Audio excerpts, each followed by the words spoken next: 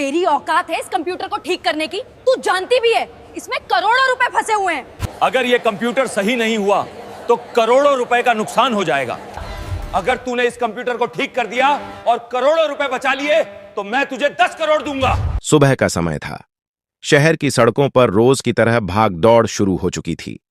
Office जाने वाले लोग जल्दी जल्दी कदम बढ़ा रहे थे। बस स्टॉप पर भीड़ लगी थी और सड़क किनारे छोटी छोटी दुकानों की लाइन लग चुकी थी। उसी सड़क के कोने पर एक पुरानी सी लकड़ी की पेटी रखकर बैठी थी 12 साल की एक लड़की, रीना। उसके सामने जूतों की पॉलिश का डिब्बा, एक ब्रश और एक कपड़ा रखा था।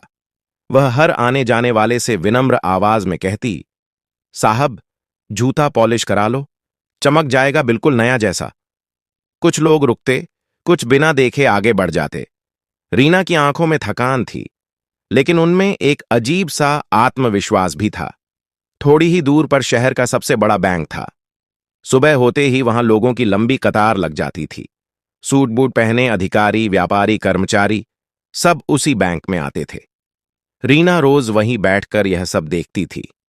उसे सबसे ज्यादा दिलचस्पी बैंक के अंदर जाने वाले लोगों में नहीं, बल्कि उन कंप्यूटरों में थी जो काउंटरों पर रखे रहते थे। कभी कभी जब बैंक का दरवाजा खुला रहता तो वह दूर से अंदर झांककर कंप्यूटर स्क्रीन को ध्यान से देखती। उसकी आंखें चमक उठतीं। असल में रीना को कंप्यूटर से अजीब सा लगाव था। उसके पिता पहले एक साइबर कैफे में काम करते थे। जब वह छोटी थी तो पिता उसे कभी कभी साथ ले जाते थे। वहीं उसने पहली बार कंप्यूटर देखा था। पिता उसे मजाक मजाक में कीबोर्ड दबाना सिखाते थे। देख बेटा, यह मशीन बहुत समझदार होती है, बस इसे सही तरीके से समझना पड़ता है। लेकिन किस्मत को कुछ और मंजूर था। 2 साल पहले एक दुर्घटना में उसके पिता की मौत हो गई। घर की जिम्मेदारी अचानक रीना के कंधों पर आ गई। स्कूल छूट गया, किताबें बंद हो गईं और हाथ में आ गया जूता पॉलिश करने का ब्रश। फिर भी एक चीज उसने कभी नहीं छोड़ी, सीखने की आदत। रात को जब काम खत्म हो जाता तो वह पास की एक पुरानी लाइब्रेरी के बाहर बैठकर फेंकी हुई मैगजीन और अखबार पढ़ती। कभी कभी उसे पुराने कंप्यूटर मैगजीन भी मिल जाते। वह उनमें लिखे शब्दों को धीरे धीरे समझने की कोशिश करती। सर्वर, नेटवर्क, प्रोग्राम, उसे सब कुछ रोचक लगता। एक दिन बैंक के गार्ड ने उसे कई बार अंदर झांकते देख लिया। गार्ड झल्लाकर बोला, ए लड़की, यहां क्या देख रही है? चल हट, ये खेलने की जगह नहीं है। रीना चुपचाप सिर झुकाकर वापस अपनी पेटी पर बैठ गई, लेकिन उसके चेहरे पर उदासी से ज्यादा जिज्ञासा थी। उसे क्या पता था कि आने वाले कुछ ही दिनों में यही बैंक एक ऐसी मुसीबत में फंसने वाला है जिसे बड़े बड़े एक्सपर्ट भी हल नहीं कर पाएंगे। और तब एक जूता पॉलिश करने वाली लड़की की किस्मत ही नहीं, पूरे बैंक की कहानी बदलने वाली थी। उस दिन सुबह शहर में हल्की ठंडक थी, लेकिन बैंक के अंदर माहौल बिल्कुल उल्टा था। जैसे ही घड़ी ने 10 बजाए, बैंक का मुख्य दरवाजा खुला और लोग तेजी से अंदर आने लगे। काउंटरों के सामने लंबी कतारें लग गईं। कोई पैसे जमा कराने आया था, कोई निकालने। कुछ व्यापारी बड़े बड़े ट्रांजैक्शन के लिए आए थे। छात्रों की फीस जमा करनी थी, किसानों को सरकारी योजना का पैसा निकालना था। हर दिन की तरह बैंक का काम शुरू हुआ, लेकिन कुछ ही मिनटों बाद एक अजीब समस्या सामने आने लगी। काउंटर नंबर 3 पर बैठे कैशियर ने कंप्यूटर पर एंट्री डालने की कोशिश की। उसने कीबोर्ड पर कुछ बटन दबाए, लेकिन स्क्रीन अचानक फ्रीज हो गई। उसने घबराकर माउस हिलाया, कुछ नहीं हुआ। फिर उसने सिस्टम रीस्टार्ट किया। कंप्यूटर चालू तो हुआ, लेकिन स्क्रीन पर लाल अक्षरों में एक संदेश चमक रहा था, system error, connection failed. Cashier ने माथे पर हाथ रखा। यह क्या हो गया? उसने तुरंत मैनेजर के केबिन में फोन लगाया। Bank manager mister Rajeev Mehra अपने कमरे में फाइल देख रहे थे। फोन की घंटी बजते ही उन्होंने रिसीवर उठाया। हां, क्या बात है? उधर से घबराई हुई आवाज आई। सर, सिस्टम काम नहीं कर रहा है, ट्रांजैक्शन नहीं हो रहे। मैनेजर तुरंत उठकर काउंटर की तरफ आए। उन्होंने खुद कंप्यूटर स्क्रीन देखी। संदेश वहीं था। उन्होंने बाकी काउंटरों के कंप्यूटर भी चेक किए। हैरानी की बात यह थी कि पूरा नेटवर्क बंद हो चुका था। तभी पीछे से एक व्यापारी जोर से बोला, भाई साहब जल्दी करो, मुझे 10 लाख का ट्रांसफर करना है। एक किसान भी चिल्ला उठा, सुबह से लाइन में खड़ा हूं, मेरे पैसे कब मिलेंगे? धीरे धीरे हॉल में बेचैनी बढ़ने लगी। कर्मचारी बार बार कंप्यूटर चालू करते फिर बंद करते, लेकिन हर बार वही एरर स्क्रीन दिखाई देती। मैनेजर के माथे पर पसीना आ गया। उन्होंने तुरंत आईटी विभाग को फोन किया। हेलो, जल्दी किसी इंजीनियर को भेजिए, पूरा बैंक सिस्टम बंद हो गया है। उधर से जवाब आया, सर, हम टेक्निकल टीम भेज रहे हैं।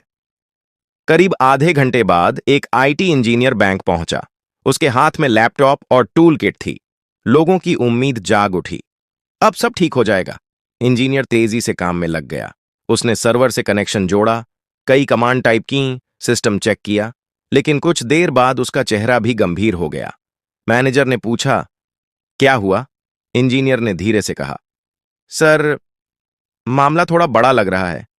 मतलब? इंजीनियर ने स्क्रीन की तरफ इशारा किया।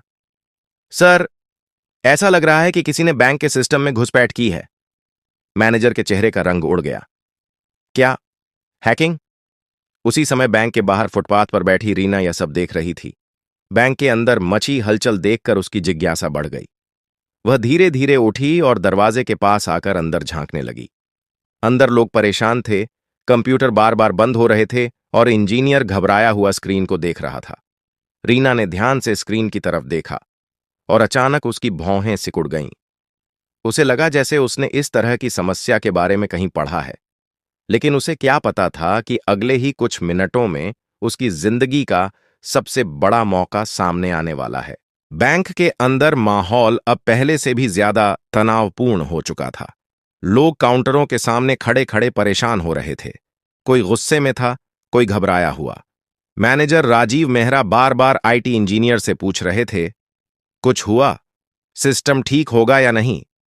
इंजीनियर तेजी से अपने लैपटॉप पर कोड टाइप कर रहा था।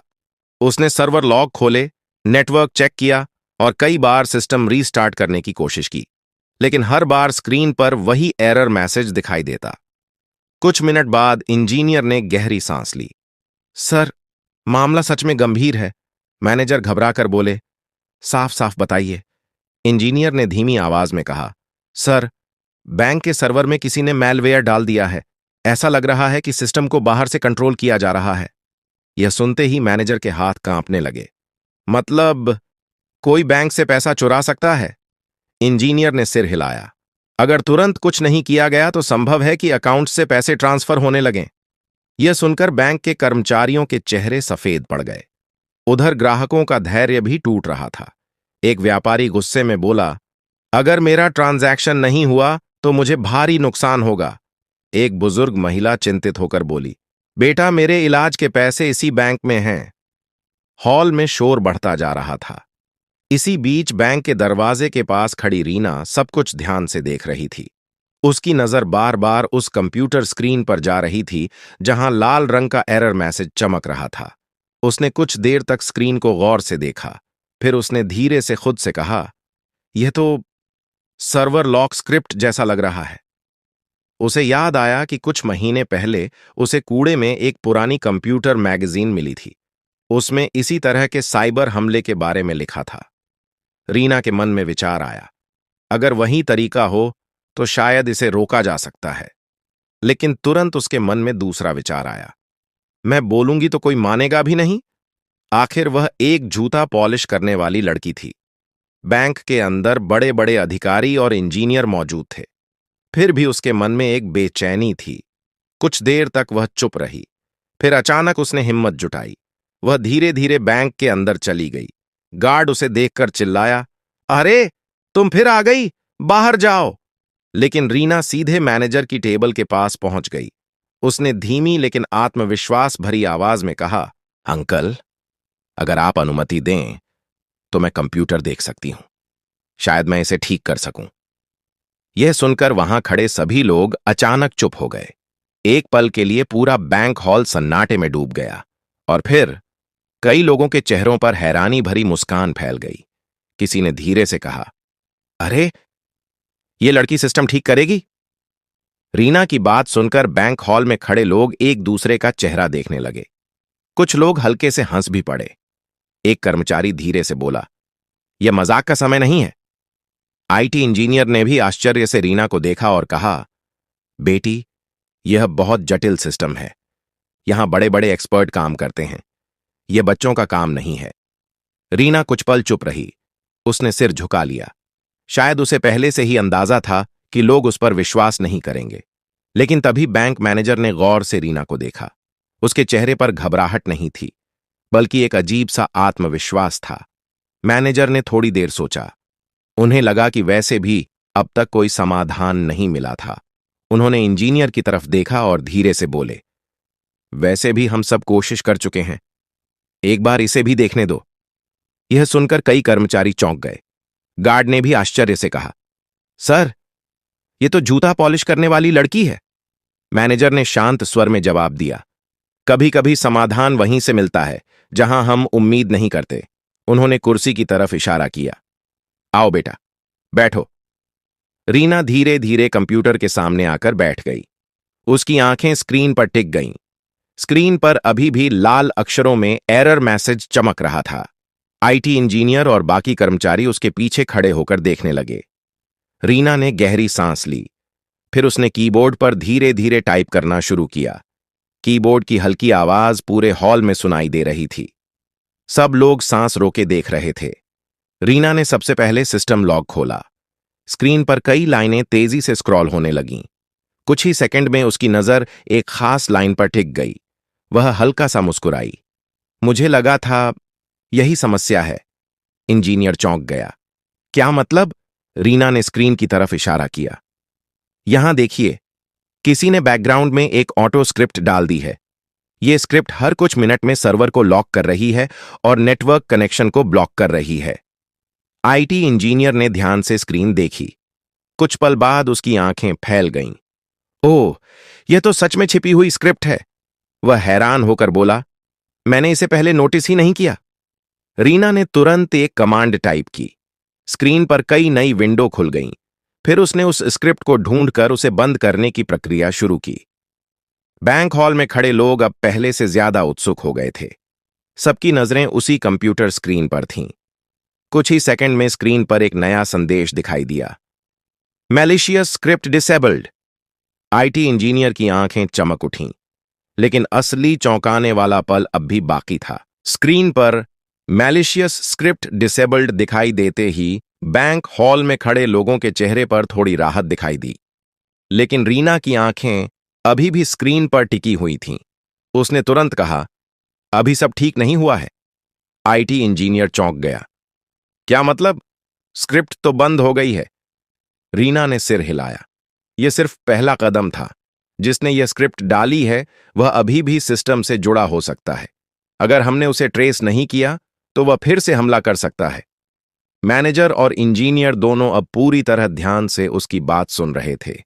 रीना ने फिर कीबोर्ड पर तेजी से टाइप करना शुरू किया। स्क्रीन पर एक एक करके कई विंडो खुलने लगीं। नेटवर्क लॉग, सर्वर एक्टिविटी और कनेक्शन हिस्ट्री सामने आने लगी। उसने कुछ सेकंड तक ध्यान से डेटा देखा। फिर अचानक उसकी उंगलियां रुक गईं। मिल गया। आईटी इंजीनियर तुरंत आगे झुका। क्या मिला? रीना ने स्क्रीन पर एक लाइन दिखाते हुए कहा, देखिए, यह बाहरी कनेक्शन है। यहीं से स्क्रिप्ट कंट्रोल हो रही थी। इंजीनियर ने ध्यान से देखा। उसकी आंखें आश्चर्य से फैल गईं। यह तो किसी दूसरे शहर का आईपी एड्रेस है। मैनेजर बेचैन होकर बोले, क्या तुम पता लगा सकती हो कि यह कहां से ऑपरेट हो रहा है? रीना ने शांत आवाज में कहा, मैं कोशिश करती हूं। उसने फिर कुछ कमांड टाइप किए। स्क्रीन पर तेजी से डेटा लोड होने लगा। कुछ सेकंड बाद उसने कहा, लोकेशन ट्रेस हो गई। मैनेजर ने उत्सुकता से पूछा, कहां? रीना ने स्क्रीन की तरफ इशारा किया। यह कनेक्शन शहर के बाहर एक छोटे ऑफिस से आ रहा है।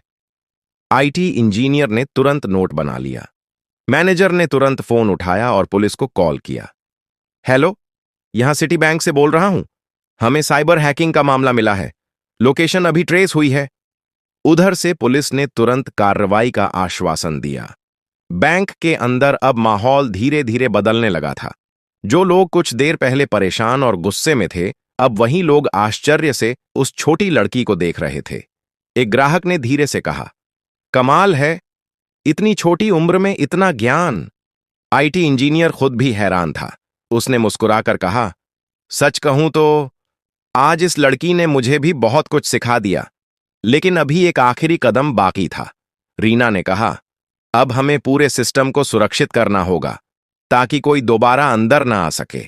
और अब वह वही करने वाली थी जिससे पूरे बैंक का सिस्टम हमेशा के लिए सुरक्षित हो जाता। बैंक के अंदर अब पहले जैसी घबराहट नहीं थी, लेकिन सबकी नजर अभी भी उसी कंप्यूटर स्क्रीन पर टिकी हुई थी।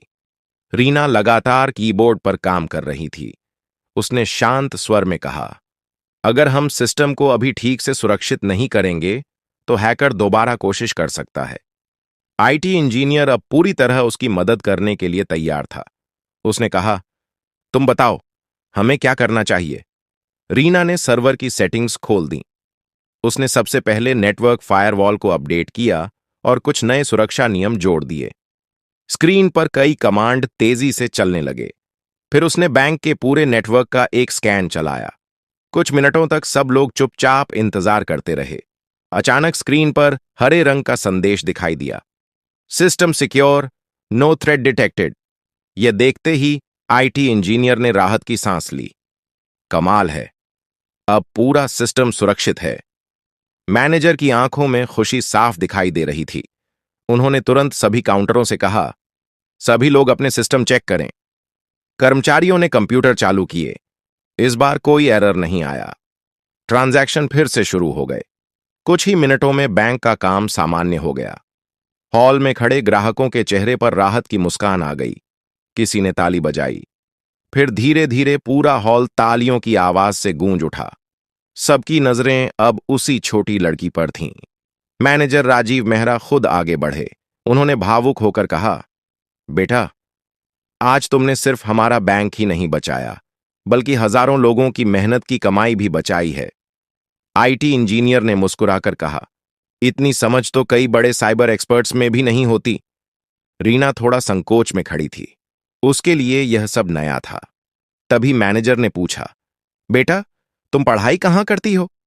रीना कुछ पल चुप रही, फिर धीमी आवाज में बोली, मैं पहले स्कूल जाती थी, लेकिन अब जूता पॉलिश करके घर चलाती हूं। यह सुनते ही वहां खड़े कई लोग भावुक हो गए।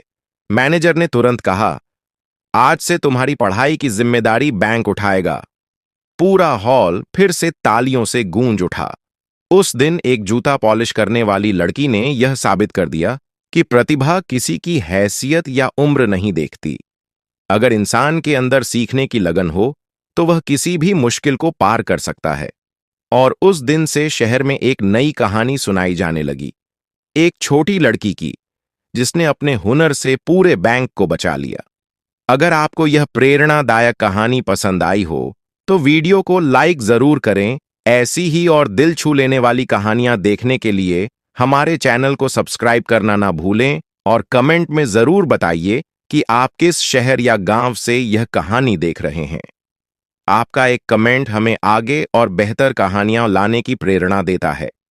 इस कहानी को अपने दोस्तों और परिवार के साथ शेयर भी करें ताकि यह प्रेरणा ज्यादा से ज्यादा लोगों तक पहुंच सके।